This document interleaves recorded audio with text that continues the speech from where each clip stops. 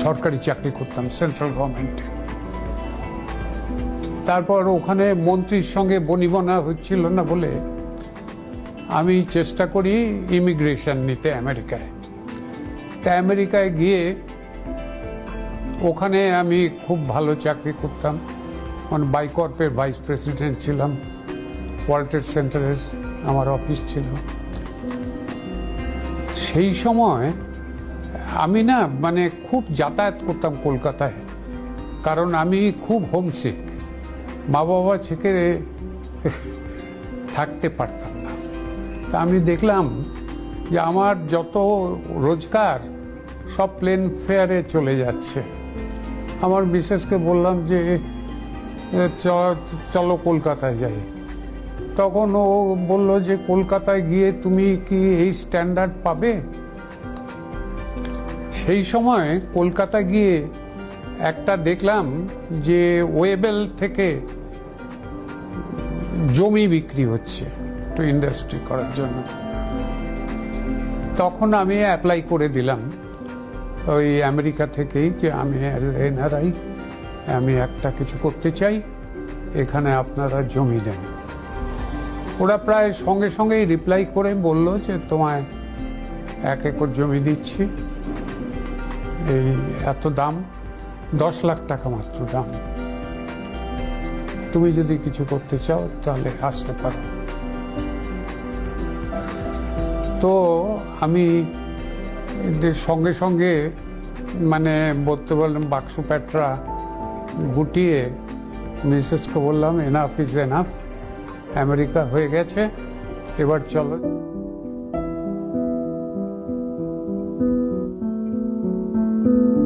এক সময়ে আমি রেগুলার টেনিস খেলতাম, রবিবার দিন গলফ খেলতাম। স্টার্ট করার সময় বলতো যে সত্যজিৎ তুমি আগে একটা প্রাইমারি স্কুল দাঁড় করাও, তারপর কলেজের কথা ভাববে।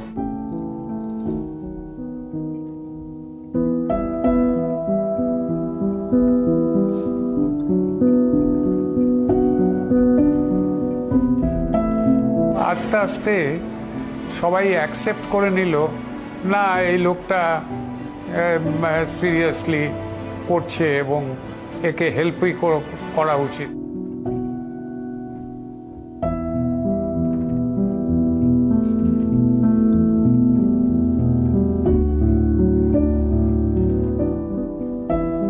প্রফেসর মিস্টার তরুণ দত্ত আমাদের গভর্নিং বডিতে ছিলেন অ্যাজ ওয়ার্কিং প্রেসিডেন্ট। উনি ছিলেন আইএএস এবং chief secretary to the government of West Bengal, আর প্রেসিডেন্ট ছিলেন ডক্টর এফ.সি. কোহলি।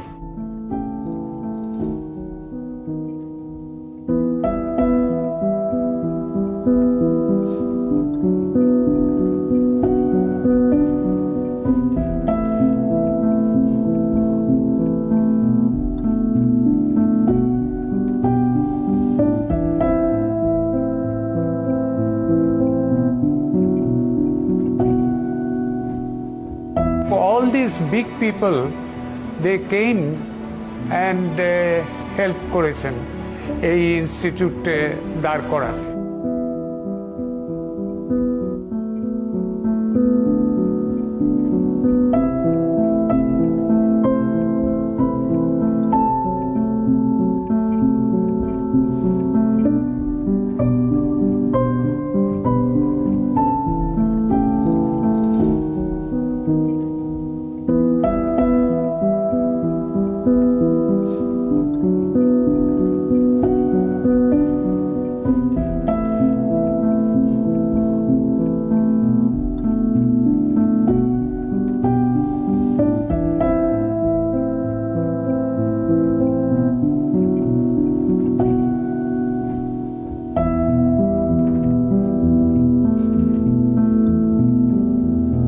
একটা হচ্ছে আউটকাম বেসড লার্নিং, যেটা আগে আমাদের ছিল যে মেমোরি বেসড লার্নিং। ধরুন আর্টিফিশিয়াল ইন্টেলিজেন্স, এটা তো মানে মানুষের পুরো ধ্যান ধারণা চেঞ্জ করে দিচ্ছে। The whole world will change to a new world.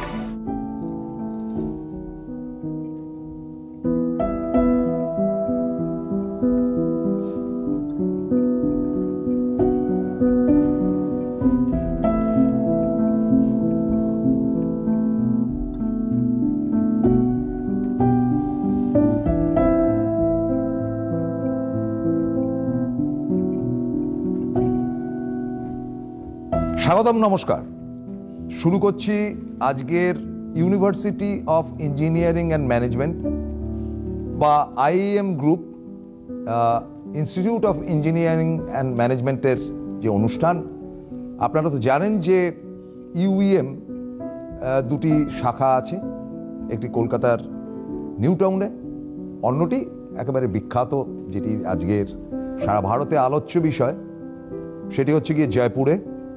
তো আমরা একদম গোড়াপত্য নেই, প্রয়াত যিনি এই সংস্থার পরিচালক ছিলেন প্রফেসর ডক্টর সত্যজিৎ চক্রবর্তী, তার কথা শুনলাম।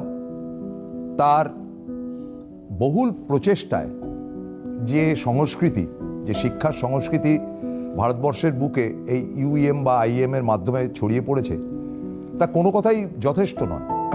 কাজেই এই বিষয়গুলো আমাদের ভাবার মতন ঘটনা। দেখুন, মডার্ন টেকনোলজি নিয়ে আমরা আলোচনা করি অন্য আর 5 দিন যেভাবে আমি শুরু করি ইউএম এর প্রোগ্রাম, আজকে একটু ভিন্ন পথে যাচ্ছি। যে মডার্ন টেকনোলজি, যেখানে আজকে কিন্তু মেশিন লার্নিং থেকে শুরু করে এআই বা এআই এর যে কার্যকারিতা, রোবট ইত্যাদি ইত্যাদি নিয়ে, অর্থাৎ আর্টিফিশিয়াল ইন্টেলিজেন্সির মধ্যে যে রোবটের কাজ থাকে, সেগুলো নিয়ে কিন্তু আজকে আমরা কিছু আপনাদের কাছে তুলে ধরব। না, স্টুডিওতে তো আমার দুপাশে 2 অতিথি আছেনই, নমস্কার। কিন্তু প্রথমেই আমি দেখে নিতে চাইছি যে এই এআই বা আর্টিফিশিয়াল ইন্টেলিজেন্সি এবং তার application with robot, professor Biswajoy Chattopadhyay কি বলছেন তার কথাগুলো একটু শুনবো, একেবারে তাদের ইউনিভার্সিটির অঙ্গনে বা বিভিন্ন জায়গায় দেখব। So this is a project where the type of finger movement will be understood by the AI system, and it will show on the screen that what sort of finger movement is being done. For example, some finger movement will be done, that will be shown here. So he is moving his hands. So see, it's showing rotate clockwise because he is rotating his fingers clockwise. So see, it was showing rotate clockwise. Now he will be rotating counterclockwise. So see, it is showing rotate CCW, rotate counterclockwise. So you can do something else. So maybe he is swiping. He's swiping his fingers, you can find. So it is showing swipe. So next you can show some other. Okay. So he's swiping right now. You see, he's swiping right. So this is how it is done. And he is also swiping his fingers in a left direction. So it is showing swipe left. Okay, so you can click maybe, yeah, he's clicking now. He's clicking. So see, if he clicks his fingers, yeah, so it is showing click. So whatever sort of finger movement is being done, it will show exactly. Mr. Chopin is mentoring this project. So this is an automatic sorting machine. It will pick up the objects, identify it, and put them in their right position.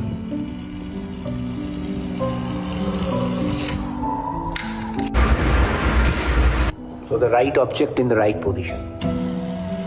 You can see in the computer also it is displayed which object is being put in which position.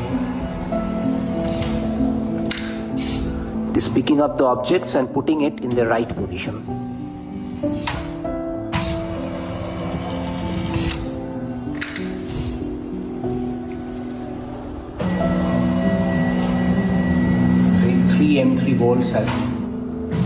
Three M3 bolts have been found.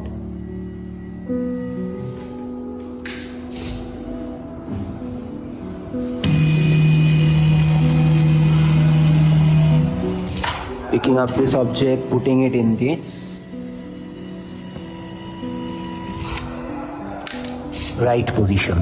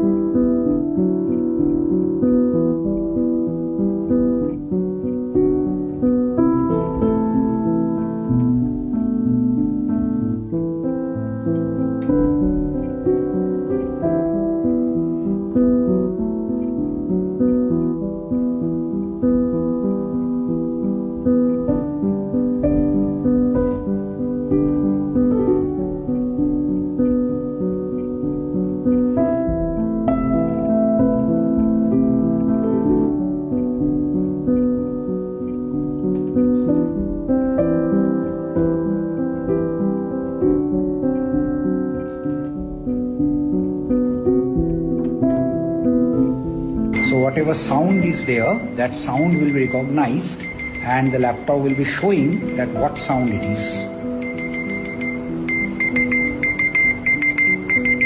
This is the alarm sound, it is showing that it is an alarm. Then for example, I knock. See, it is showing it is knock, I'm knocking.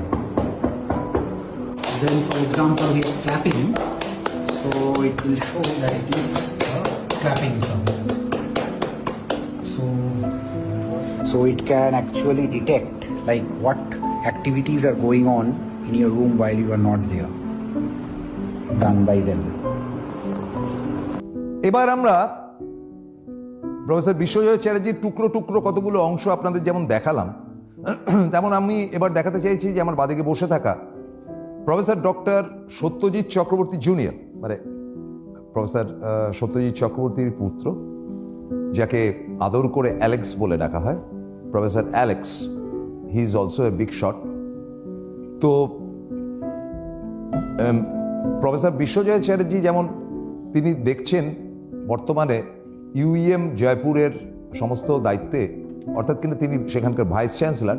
At the same time professor Satyajit Chakraborty তিনি কিন্তু IM এর director হিসেবে সমস্ত কাজ বা নানান দিকটা দেখছেন। যে আপনার ছেলেবেলা থেকে উঠে আসাটা ঠিক স্ট্র্যাটেজিক্যালি কিভাবে পড়াশোনা করেছেন, যেটা আপনাকে আজকে একজন ডক্টরেট ইঞ্জিনিয়ার হতে সাহায্য করেছে? দেখুন, আমি খুব proud son of the soil. আমি এখনো রেগুলার বিভিন্ন ডিবেটে কথা হয়, যেহেতু আমি বিদেশে রেগুলার যাতায়াত করি, অলমোস্ট হাফ টাইম এখানে থাকি, হাফ টাইম বিদেশে থাকি, রেগুলার কথা হয় যে ইন্ডিয়ার এডুকেশন সিস্টেম ভালো না বিদেশের এডুকেশন সিস্টেম ভালো। আমি কিন্তু সব জায়গাতেই লড়ে যাই যে ইন্ডিয়ার এডুকেশন সিস্টেম অনেক ভালো। তখন আমার কাছে প্রশ্ন আসে যে এটা কি করে তুমি বলছো ইন্ডিয়ার এডুকেশন সিস্টেম ভালো, বিদেশের এই র্যাঙ্ক এই র্যাঙ্ক এই। আমি বলছি যে ইন্ডিয়ার যদি এডুকেশন সিস্টেম ভালো না হতো তাহলে বিদেশে গিয়ে ইন্ডিয়ানরা এত ভালো কি করে করছে?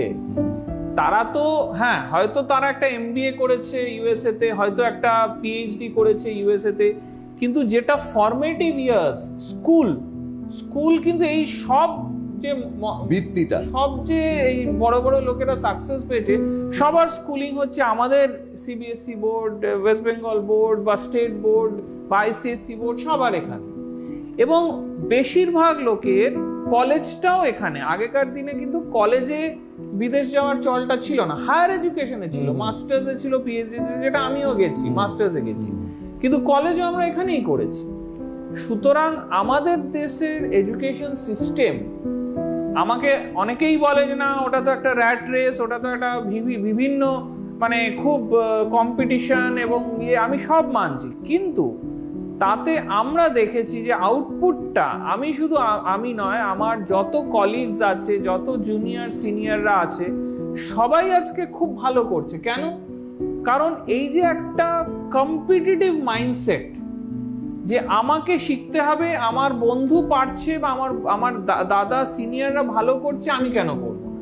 এই যে একটা কম্পিটিটিভ মাইন্ডসেট, এই মাইন্ডসেটটা আমার মনে হয় খুব দরকার, 1 নম্বর। 2 নম্বর হচ্ছে কম্পিটিশনের সাথে আসে কোলাবোরেশন। এই যে একটা গ্রুপ স্টাডি মাইন্ডসেট বা গ্রুপ স্টাডি কালচার যেটা আমাদের দেশে আছে, এটাও কিন্তু খুবই হেল্পফুল। কেন? কারণ না, ধরুন একটা ছাত্র বা ছাত্রী পড়াশোনা করতে করতে না পদে পদে কনসেপ্টে আটকে যায়, অঙ্ক করতে গিয়ে আটকে যায়। সেখানে যদি গ্রুপ স্টাডি করে তাহলে যে কনসেপ্টটা বুঝেছে সে ওকে বুঝিয়ে দেবে। সবসময় তো টিচারের কাছে, যতই হোক টিচারের কাছে যাওয়া হোক, কিন্তু একটা বন্ধু যেভাবে পাশে বুঝিয়ে দিতে পারছে, সেটা টিচার তো একটা জায়গায় আছে, কিন্তু বন্ধুরাও যদি গ্রুপ স্টাডিতে কোলাবোরেট করে, হেল্প করে, তাহলে সেটা অনেক হেল্প করে। সুতরাং আপনি যে প্রশ্নটা করলেন, আপনার কথাটা, হ্যাঁ আমার কথাটা, আমি কিন্তু সান অফ দ্য সয়েল, আমি কিন্তু এই স্কুল কলেজ এনভায়রনমেন্ট থেকে বড় হয়েছি এবং আমি খুব প্রাউড। আমি কখনোই এটাকে কোনোভাবেই আমি বিশ্বাস করুন, আমি এত ইন্টারন্যাশনাল ফোরামে যাই যেখানে সব সময় হয় যে ইন্ডিয়া তো এডুকেশন সিস্টেম খুব বাজে, রোড মেমোরাইজেশনকে ইন্ডিয়া সাপোর্ট করে এবং বিদেশে এসে হ্যান্ডস অন লার্নিংকে সাপোর্ট করে। আমি সব জায়গায় লড়ে যাই যে যদি এতই বাজে হতো তাহলে আজকে তোমরা কি করে এখানে এসেছো। এগুলো বেশিরভাগ ইন্ডিয়ান এনআরআইরাই গল্পে বলে। এবং এরা কি করে আজকে মাইক্রোসফটের হেড, গুগলের হেড, ব্যাংক অফ আমেরিকার হেড, সব জেপি মর্গানের সব কি করে ইন্ডিয়ান অরিজিনের ছেলেমেয়েরা হচ্ছে, কারণ স্কুল কলেজ সিস্টেম খুবই ভালো ওখানে। হ্যাঁ, হতে পারে আউটপুট ভালো, তার জন্য হয়তো আমরা একটা কম্পিটিটিভ ইয়ের মধ্যে দিয়ে যাই, একটা র্যাট রেসও আছে অবশ্যই, কিন্তু এই যে বললাম যে কম্পিটিশনের সাথে এই যে কোলাবোরেশনটা, এই যে গ্রুপ স্টাডি, এই যে কম্পিটিশন, এটা কিন্তু ইন্ডিয়াতে খুব ভালো তৈরি করে দেয় একটা ছেলে বা মেয়েকে। হ্যাঁ, এটার সাথে সাথে আমি বলবো যে এই যে বিদেশের যে হ্যান্ডস অন লার্নিং সিস্টেমটা, প্রজেক্ট বেস লার্নিং সিস্টেমটা, এটাও ভালো, এটাও আমাদের সময় থেকেই ছিল। আমাদের যে একদম হ্যান্ডস অন লার্নিং ছিল না তা না, কিন্তু আমাদের তো স্কুলও আছে, যেমন আইএম পাবলিক স্কুল আছে। আমরা কিন্তু দেখছি যে এখন সিবিএসই কারিকুলাম, এনইপি কারিকুলামে কিন্তু ইন্টারডিসিপ্লিনারি হ্যান্ডস অন লার্নিং বা এই রোড লার্নিং থেকে সরে গিয়ে এআই কে ইউজ করা বিভিন্ন টিচিং লার্নিং এ, ভাইভা ইউজ করা। এআই কি এখন স্কুলে আসছে? হ্যাঁ, এআই তো এখন সব স্কুলে, সিবিএসই কারিকুলামে এআই চলে এসেছে এবং আমাদেরও আইএম পাবলিক স্কুলে এআই দিয়ে পড়ানো হচ্ছে, স্কুল একদম ছোট বাচ্চাদের। সুতরাং আমি কিন্তু very proud of our education system. এবং যখনই কেউ বলে যে এটা রোড মেমোরাইজেশনকে সাপোর্ট করে, আমি তাদের এটুকু বলতে চাই যে দেখুন, সেটা একটু পার্সন সেন্ট্রিক, কিন্তু আমাদের কিন্তু শুধু রোড মেমোরাইজেশন করলে আমাদের যে কম্পিটিটিভ এক্সামগুলো হয়, জয়েন্ট এন্ট্রেন্স, আইএমজেডব্লিউ, ডব্লিউবিজেডব্লিউ, জেই মেন্স, এই যে বিভিন্ন শুধু রোড মেমোরাইজেশনে কিন্তু কোনো মতেই কেউ এগুলোতে ভালো করতে পারে না। কেন? কারণ এগুলোতে প্রত্যেক কোয়েশ্চেন থাকে, যেটা আমি আমার মেয়েকে শেখাই, ট্রিক কোয়েশ্চেন্স, যে তুমি যদি মুখস্থ বিদ্যায় ভাবো যে এটা প্লাগ করে দেবে তাহলে কিন্তু উত্তরটা ভুল হবে। হ্যাঁ, তুমি প্রশ্নটাকে দুবার তিনবার পড়ো, প্রশ্নটার মধ্যে কি ট্রিক আছে বোঝার চেষ্টা করো, করে উত্তর দাও। প্রশ্ন কিন্তু মুখস্থ বিদ্যা করে কম্পিটিটিভ এক্সামে কোনো মতেই হবে না। এবং বোর্ড এক্সামেও আজকাল আস্তে আস্তে একটু ট্রিক কোয়েশ্চেন দেওয়া শুরু করছে। হ্যাঁ, বোর্ড, এবং সেটা আজকাল আমাদের সময় থেকেও ছিল যে মুখস্থ বিদ্যা দিলেই ফাঁদে পা দেবে, মনে হবে যে ও আছে, এটাতে তো এই বিজ্ঞান মুখস্থ বিদ্যা দিয়ে হবে না। সুতরাং যে এটা একটু পার্সন স্পেসিফিক, কিন্তু এটা সব টিচার এবং স্কুল টিচাররাও বলা শুরু করেছে, কনসেপ্ট বেস লার্নিং করো, হ্যান্ডস অন লার্নিং করো, ক্রিটিক্যাল থিঙ্কিং করো, প্রবলেম সলভিং করো, মানে রোড মেমোরাইজেশন করা বা এআই কে দিয়ে টুকে দেওয়া সেগুলো বন্ধ করো।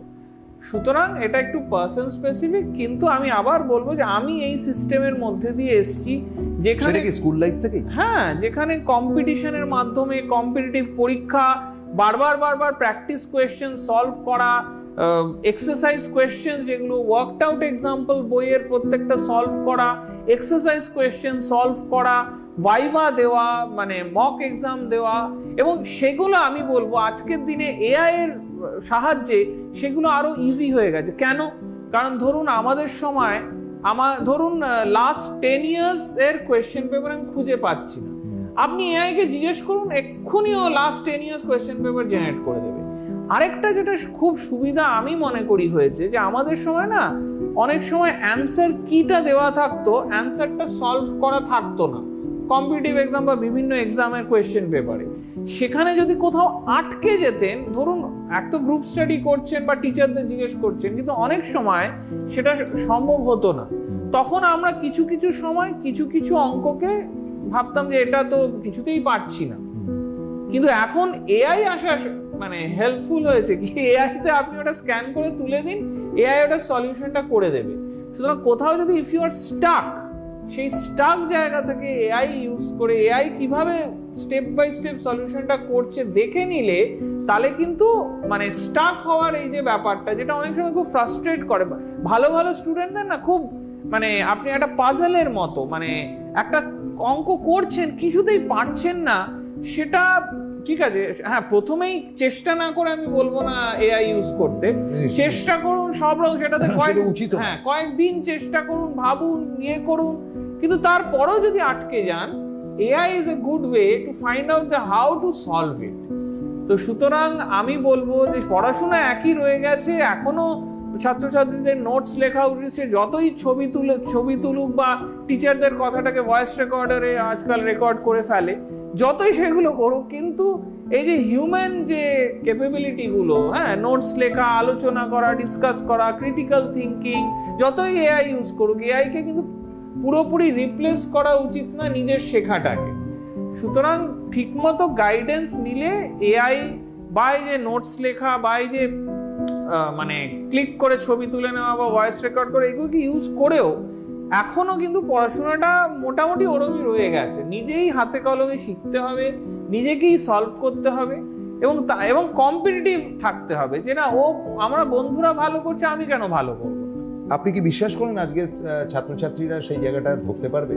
2 এবং তৃতীয় ব্যাপারটা হচ্ছে যে হাউস প্র্যাকটিস, মানে আমি বাড়িতে পড়াশুনো করলাম বা ইয়ে করলাম, তা দিয়ে কি আরেকটা বিশ্বজয় চ্যাটার্জি না হোক বা আরেকটা সত্যজিৎ চক্রবর্তী না হোক, কিন্তু প্রতিষ্ঠিত কেউ একজন হতে পারছে, সেটা আপনার স্কুল লাইফ থেকে যদি আপনার নিজের বিবরণ দিয়ে একটা উদাহরণ হিসেবে আপনাকে তুলে ধরতে চেয়েছি।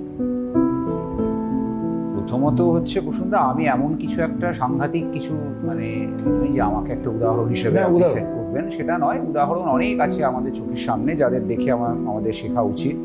অনেক নোবেল জয়ী, অনেক বড় বড় বিজ্ঞানী যারা পৃথিবীতে অনেক অনেক আবিষ্কার করেছে, তাদের চোখের সামনে রেখে আমরা অনেক কিছু শিখতে পারি এবং শিখতে থাকা উচিত। উনি একটা কথা যেটা বলছিলেন যে ভালো ছাত্ররা সবাই এই জিনিসটা করতে পারে, তারা যা আমরা করে এসেছি বা যে সিনসিয়ারিটি আমাদের ছিল সেটা ভালো ছাত্রদের সবসময় শিখতে পারে।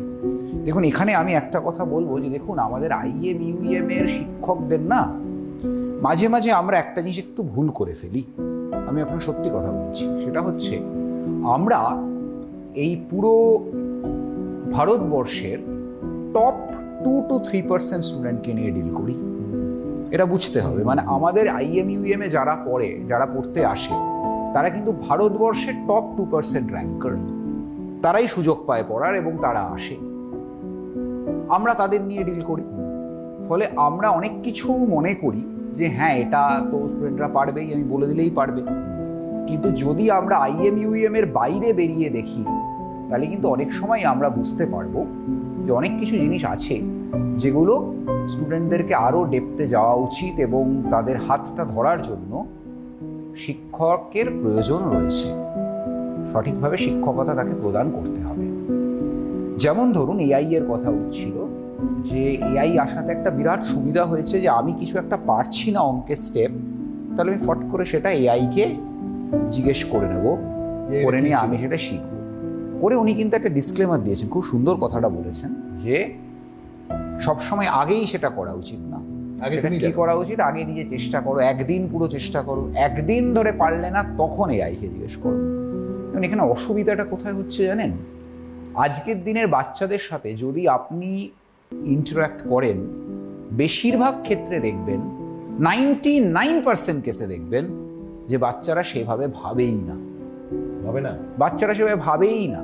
আজকের দিনের বাচ্চারা ভাবে আমি হঠাৎ এটা করতে যাব কেন, আমি যেখানে এআইকে দিলে সঙ্গে সঙ্গে এআই আমাকে বলে দিচ্ছে, খাটবো কেন?